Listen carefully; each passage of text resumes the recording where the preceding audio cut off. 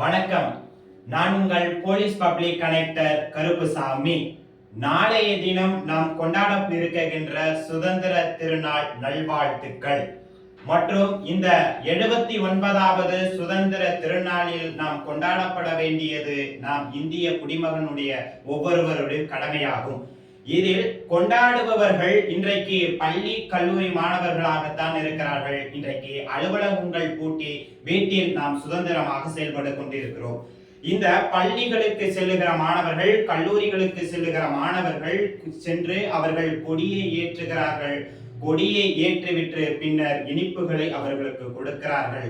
அந்த இனிப்புகளை உண்பதற்கு பல கண்ணீர்களும் பல உயிர் தியாகங்களும் இருக்கிறது என்பதை அவர்களுக்கு கற்றுக் கொடுக்க வேண்டும். அதை வீட்டில் இருந்துதான் அவர்களுக்கு தொடங்க வேண்டும் என்பதுதான் இந்த விவாத புள்ளியாக இருக்கிறது. இன்றைக்கு நம் நாட்டின் தேசப்பற்று எவ்வாறாக செயல்பட வேண்டும் என்பதுதான் மிக மிக முக்கியமானது. ஒவ்வொரு வீட்டிலும் தன்னுடைய குழந்தை வளருகிறது என்றால் நீ மருத்துவராக, நீ வழக்கறிஞராக, நீ காவல்துறையாக என்றுதான் சொல்லுகிறார்களே தவிர நீ நாட்டுக்காக ஒரு இராணுவ வீரர்களாக மாறு என்று எத்தனை பெற்றவர்கள் சொல்லுகிறார்கள் என்பதுதான் இங்கே விமர்சனமான ஒரு உண்மையாக வைக்கப்படுகிறது.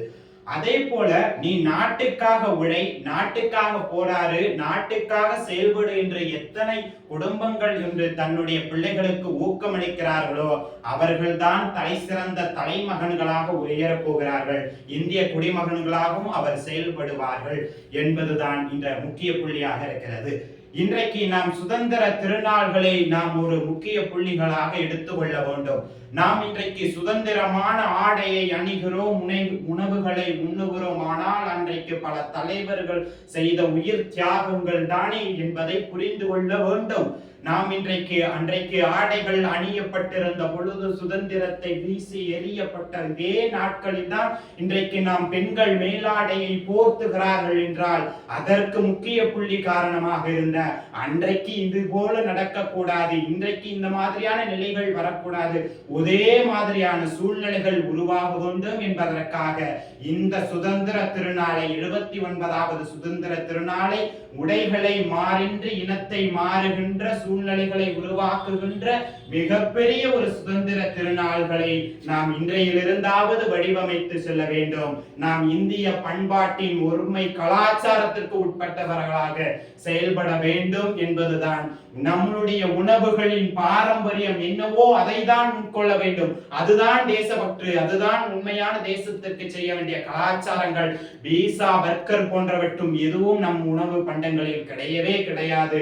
கூழும் கஞ்சியும் நம்மளுடைய வந்தாரை வாழ வைக்கும் தமிழகம் என்று சொல்லிக் கொடுத்து அன்றைக்கு 1947 இந்திய பிரிட்டிஷ் அரசாங்கம் இந்தியாவை விட்டு வெளியேறுகிற பொழுது மொத்தத்தையும் சுரண்டி கொண்டு அவர்கள் வெளியேறினார்கள். ஆனால் நாம் இன்றைக்கு போராட்டத்திற்கு மத்தியிலே ஒன்றுமே இல்லை, உணவுக்கு மிகப்பெரிய பஞ்சங்கள் ஏற்பட்டது. அன்றைய பொழுதிலிருந்து நாம் விவசாயம் செய்ய தொடங்கிய முதல் மாநிலமாக தமிழ்நாடு விளங்கியது. எல்லோருக்கும் வாருங்கள், நாங்கள் உணவளிக்கிறோம், வந்தாரை வாழ வைக்கும் தமிழகம் என்று எப்படி பெயர் வந்தது? சுதந்திர திருநாள்களிலிருந்து அன்றையிலிருந்து இன்றைக்கு வரைக்கும் நாம் உணவுகளில் பஞ்சமில்லாத ஒரு மாநிலமாக தமிழ்நாடு திகழ்ந்து கொண்டிருக்கிறது என்றால் அந்த தமிழ்நாட்டினுடைய உணவு பண்பாடுகளை, அந்த தமிழ்நாட்டினுடைய உடைகளை அணிந்திருப்பது தானே இந்த தேசத்தின் மீதான பற்று உற்றி போயிருக்கிறது வேண்டும். ஆனால் இன்றைக்கு இளைய தலைமுறைகள் அதன் மீதான தேசபக்திகள் சற்று குறைந்து கொண்டே இருக்கிறது. நாம் தேசிய கீதங்களை ஒழிக்கின்ற பொழுது மற்றும் எழுந்து நிற்றார் தேசபக்தராகி விடாது. இந்த இந்திய மண்ணுக்காக ஒவ்வொரு தலைமுறைகளும் எப்படி நாம் இந்தியர்களாக மாற வேண்டும் என்று சொன்னால் இந்திய ராணுவ வீரர்களை மதித்தலும் போன்ற நாட்டின் குடிமகன்களாக நான் இந்தியாவிற்காக உழைப்பேன் என்று மனப்பான்போடு சேவை செய்யக்கூடிய ஒரு தலைமகனாக உருவாகுகிற பொழுதுதான் இந்திய குடிமகன்களாக மாறுவீர்கள். இன்றையிலிருந்து ஒரு குறிக்கோளை எடுத்துக் கொள்ளுங்கள். 79வது இந்த சுதந்திர திருநாள்களில் நாம் ஒவ்வொருவரும் நாம் சுதந்திரத்தை உணர்வதோடு கொண்டு நாம் செயல்படுவோம் என்று சொல்லி இனிய சுதந்திர தின நல்வாழ்த்துக்களை கொண்டு விடைபெறுகிறேன். நன்றி, வணக்கம்.